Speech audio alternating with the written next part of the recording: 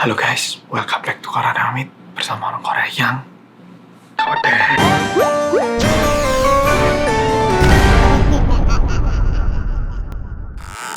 Oke Polo-Polo, kembali lagi di Rinindong keempat. Apakah Polo-Polo udah nonton dari satu yang ketiga? Semoga Polo-Polo masih gak kelewatan. Cerita horor kali ini berawal mula dari sebuah aplikasi yang cukup familiar juga buat Polo-Polo di Indonesia, sama dengan aplikasi-aplikasi tempat beli barang second. Namun di Korea itu kita sering mengupload barang gratis di toko second. Nah, mungkin ada Polo-Polo yang nggak paham kenapa ngupload barang gratis di toko second, Mas Hanso.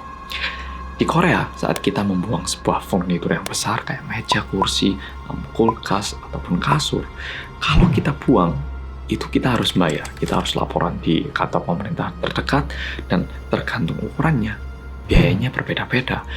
Paling murah bisa dari Rp12.000 hingga Rp150.000 untuk membuang sampah. Nah, makanya kalau ada yang nggak dipakai, kita upload, dan kalau ada orang yang mau, barang ini akan diambil oleh orang itu. Istilahnya kita membuang sampah, tidak membayar. Oke?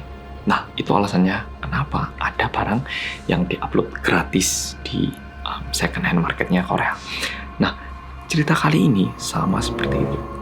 Kejadiannya ini terjadi di sebuah daerah tempat tinggalnya, bisa dibilang kayak kos-kosannya mahasiswa-mahasiswi. Di tempat itu, kebetulan ada satu mahasiswa yang baru pindah tempat. Dia butuh kursi, dia butuh furnitur baru, tapi karena nggak punya uang, dia mencari barang-barang second yang murah. Dia cari.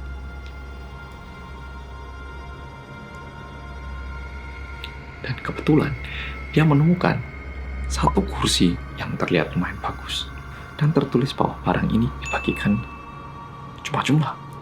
Orangnya ini langsung ngechat orang itu, apakah boleh saya ambil, di mana, udah janjian. Dan pada hari H, orang itu ke lokasi tersebut tepat pada waktunya.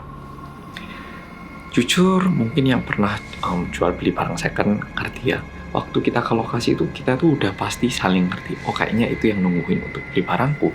Dan orang yang bawa barang itu bisa merasakan ataupun menyadari kalau ada orang yang menunggu barang itu. Sehingga biasanya kita langsung, oh, yang mau beli ya, oh, yang jual ya. Dan langsung memulai pembicaraan. Biasanya seperti itu. Tetapi mahasiswa ini cukup linglung karena seketika datang di tempat itu, kursi yang dia lihat udah terletak di dekat situ, tapi tidak ada seorang pun di situ. Pertamanya dia mikir, kok cuma ditinggal, kenapa ya? Oh, ini barang gratis dan nggak ada keperluan untuk ketemu orangnya. Ya udahlah, aku bawa aja, nyaman toh. Mahasiswa ini bawa kursinya ke rumah dan dia gunakan dengan baik karena kursinya ini kondisinya lumayan bagus dan juga terlihat lumayan mahal.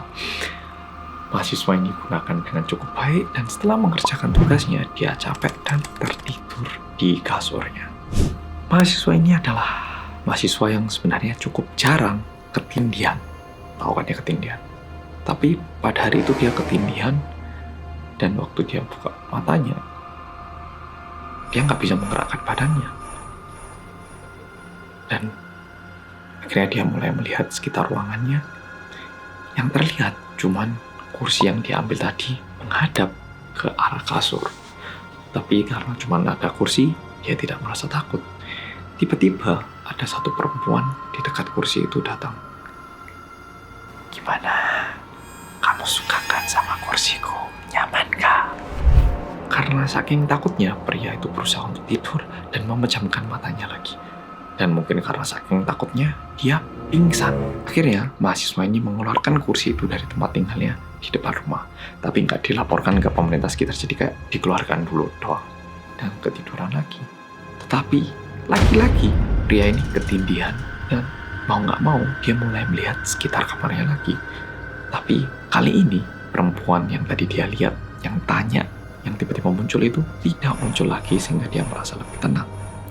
Dan seketika itu, dia akhirnya melepaskan tenaga di matanya, dan otomatis dia akan melihat atap kamarnya. Ternyata perempuan itu muncul dari atas kayak gini dan bilang hal yang sama. Gimana? Kamu suka kan sama kursiku? Nyaman kah?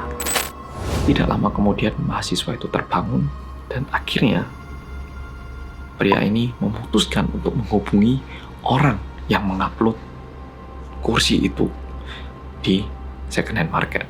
Tapi akun itu udah dihapus dan tidak ada. Dan pada waktu itu dia baru menyadari mengapa orang itu tidak muncul. Karena setelah itu dia melakukan hal yang sama.